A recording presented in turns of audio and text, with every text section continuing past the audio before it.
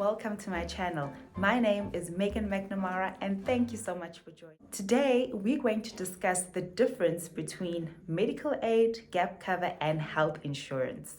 How these work and do you actually need any of these? Remember, none of my videos constitute financial advice. I'm just a girl that is here to plug you with the info that you would need about the products that you buy. Sometimes we buy products that we don't understand how they work. So I'm your girl. I'm here. Use me. Learn from me. I'm here to plug you with the info that you would need to explain and break down how these products actually work. So let's get straight into it. Today, we are discussing the difference between medical aid, gap cover, and health insurance, how these products work, and if we need any of these products. Do they work hand in hand or are they separate products? Right, so let's start with medical aid. As we know from my previous videos, we pretty much know what medical aid is. Medical aid basically is a type of insurance product that you buy that covers in-hospital procedures. So you stay in hospital, whether it's an emergency or an elective procedure, a procedure that is planned. And depending on the plan that you're on, obviously you would then have a savings portion which pays for your day-to-day benefits, all right? Some medical aids also offer cover if you do travel. So travel insurance is then built into the medical aid depending on the plan that you're on, right? What is health insurance? Well, health insurance, there are two types of health insurance. So one would be your travel insurance. I know there's a company called TIC that you can arrange travel insurance for. Basically, if you're going to travel out of the country, some countries do require that you have health insurance to make sure that if anything happens to you in that country, you are covered from an insurance perspective.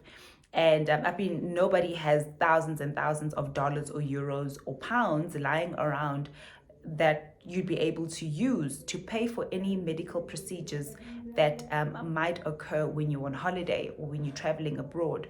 So insurance products are available, like travel insurance, which is part of health insurance. Then these products are then available to you. So obviously the number of days would determine the cost of the product.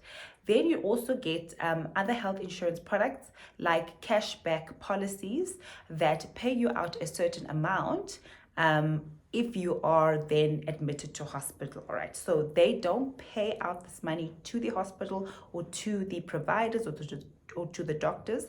This money is paid out to you in cash in your bank account. It's usually paid out as a lump sum, and there are conditions that, certain terms and conditions apply, and we'll get into those. Then you have gap cover. Gap cover basically is a form of insurance that covers you, covers the shortfall of the medical aid, all right? So you cannot have gap cover without having medical aid. Gap cover and medical aid work hand in hand, all right? You cannot have a standalone gap cover policy, but you can have a standalone health insurance policy or travel insurance policy, depending on what policy that is, all right? You can have it as a standalone. However, gap cover goes hand in hand with medical aid. Do you need gap cover when you have medical aid? Not necessarily. Personally, I had a gap cover policy, but I don't have it anymore because I don't see the need for it. And yes, I have claimed on my gap cover policy before, but I'll get into that later. So you can have medical aid without gap cover, but you cannot have gap cover without medical aid. All right. So how do these products work? All right. So we pretty much understand how medical aids work, right? You get a medical aid plan. Depending on the plan, it covers specific conditions. It covers specific procedures, depending whether you're on a network plan, hospital plan, your income band plan. So we kind of understand how these work. Then we also understand that medical aids are, you either have a hospital plan or a plan that has a savings portion. And then we also understand and remember that certain conditions like late joiner penalties are applicable to medical aids. And we also remember that medical aids cover up to either 100% of the scheme rate or up to 200% of the scheme rate, depending on the plan that you're on. All right. Medical aids pay to the providers. Medical aids pay directly to the doctors, to the specialists. Medical aids pay directly to the hospital. Okay, if you're admitted, or they'll pay directly to the day clinic if you're in a day clinic, or if you're in an institution that has been approved by the medical aid will pay directly to that institution. All right, you don't need to get involved, so they wouldn't pay the lump sum or the thousands to you. They'll pay directly to the doctors. All right, how does gap cover work? Gap cover then would kick in if there are co-payments and shortfalls on your medical aid claims. All right, depending on the gap cover plan that you're on. So remember my scenario about that knee operation that costs 100 Rand. So if, for instance, you go for the procedure and it costs 100 Rand, right? And your specific specialist charges 200% or 3 or 4 or even up to 500%. Remember, specialists are allowed to charge up to a certain amount for a procedure. Okay, there is consensus where we say, okay, for a knee operation, reasonably you can charge between 100 Rand to 200 Rand. But because this is a world-renowned specialist and he has specific techniques and new technologies that he uses and that he studied for, he's going to charge 500 Rand for a knee operation. You decide, fair enough, I want to go and see that specialist. Your medical aid approves and you go and see that medical aid. Your medical aid covers up to 200%, okay, because you're on a specific plan. Come claim stage for that knee operation, the medical, yes, will pay up to 200 Rand for that procedure because your scheme pays up to 200%, but the 300%, there'll be a big shortfall on your bill for the specialist because, you know, the medical aid has a cut up to 200%. Then what you do is that this is where your gap cover policy kicks in. Your gap cover policy will then cover the 300%, all right? If you obviously have had the gap cover within the required time and if it meets the criteria for the claim, all right? Then your gap cover policy will then pay for that. So gap cover policies obviously will pay the difference between what is charged and what the medical aid could pay. Remember, your claim has to be approved, or the procedure has to be approved. It has to go through the medical aid first, okay? You cannot take your bill from the doctor or the specialist or the hospital or whatever it is and take it directly to gap cover. Medical aid needs to process the claim first, pay what it pays, reject what it rejects. If there are co-payments or shortfalls, then you submit that very same claim to the gap cover, and gap cover then, if you qualify, pay for those procedures. Okay, so gap cover usually pays up to 500%, and there are many gap covers in South Africa.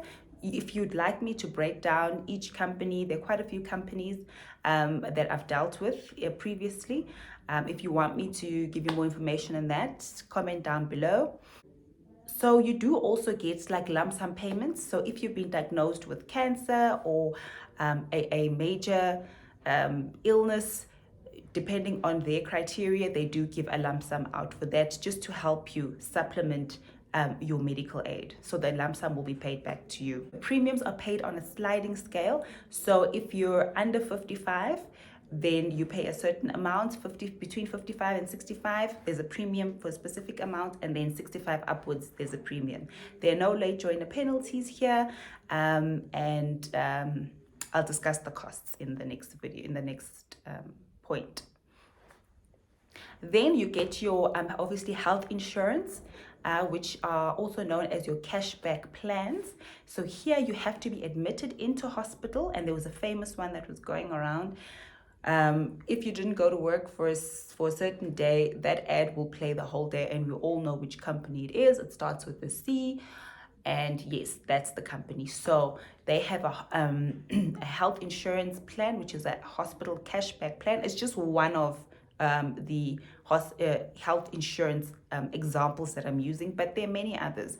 But the the rationale or the thinking behind them is basically the same. So it's if you've been in hospital and you've been in hospital for X amount of days, then they pay out a certain amount. So obviously this amount is capped to a specific amount in a year. Let's say it's 30,000 Rand a year. So you cannot claim more than 30,000 Rand a year. So so if you've been admitted for 3 days or longer, then each day you're in hospital, they pay you out either 1,000 Rand, 500 Rand, depending on the plan that you take and depending on the policy. All right. Obviously, this money is not paid to the hospital. This money is paid directly to you. Just to go back to gap cover, I wanted to also notify that different gap covers work differently. So it's either the gap cover will pay the specialist if you ask them to, or they will pay you and then you pay the specialist. It just depends on the arrangement between yourself and the gap cover company. All right, what are the costs involved in each of them? Medical aid, obviously, it's a few thousand rands, from few hundreds to a couple of thousand rands, depending on the plan that you're on. Obviously, remember, you get your income band options, where if you're earning a certain amount, you pay a specific premium for that. All right. Gap cover policies are much cheaper. These range between 200 Rand to about 300 or 400 Rand, depending also on that age gap, the range that I explained. So if you're 55 and younger, you'd pay a specific plan. For an individual, there's a premium, and then for a family, there's also a premium. If you're between 55 and 65, there's a premium for an individual, and then there's a premium for a family. Also, depending on the type of product that you're on, you get your entry-level products, you get your middle, you get your seniors. So there are different products on these gap cover policies, and obviously there are different premiums on that. All right. And then also your health insurance products also range between about 200 to 400 or 500 Rand, depending on the type of health insurance product that you have. All right. Obviously, all of these are underwritten, and you do get waiting periods. So it's either you'll get some gap cover policies have a 6-month waiting period where you pay in premiums and you cannot claim. Remember why we have waiting periods and condition-specific periods. Refer back to my previous video where I explained waiting periods and condition-specific periods. So on all of these, waiting periods will apply. Remember, they're trying to build the reserves so that when you start claiming, there are enough funds to fund your claim, because they don't want the reserves getting depleted, or they don't want people joining, then having big elective procedures and draining the reserves that have been built up over the years. So waiting periods would apply. Condition-specific waiting periods for 12 months will apply on these policies. Okay. Yeah, so basically that is the difference between gap cover, medical aid, and health insurance. All right. So do you need all of them? Not necessarily. It just depends on you. So let's just go back to myself, for instance. I used to be on a medical aid called MediHelp. It was an entry-level medical aid about 5 years ago. 6-7 years ago, I was on that medical aid. I love that medical aid because it was a traditional medical aid. So remember, a traditional medical aid allocates specific funds for you to use for specific things. So it's a very good medical aid. MediHelp, I'll put the link below. Check out MediHelp. They are very, very good. It's run very well, and they pay their claims very well. So I was on a plan, an entry-level plan. Obviously, this now was, governed by how much I earned and obviously, what I could afford. So I was on that plan, but then the company I worked for had a gap cover policy under the corporate benefit. All right. So then I had the gap cover policy linked to my medical aid. Right. When I gave birth to my son, the pediatrician that I didn't choose, so the pediatrician was the pediatrician on call when my son was born. It was an emergency C-section. and he obviously charged more than the medical aid rate. So the medical aid paid him his fee, but there was a shortfall of about 3,000 rand, I think it was. Then we had to pay it, so we paid directly to him, and we claimed back that money from the gap cover policy.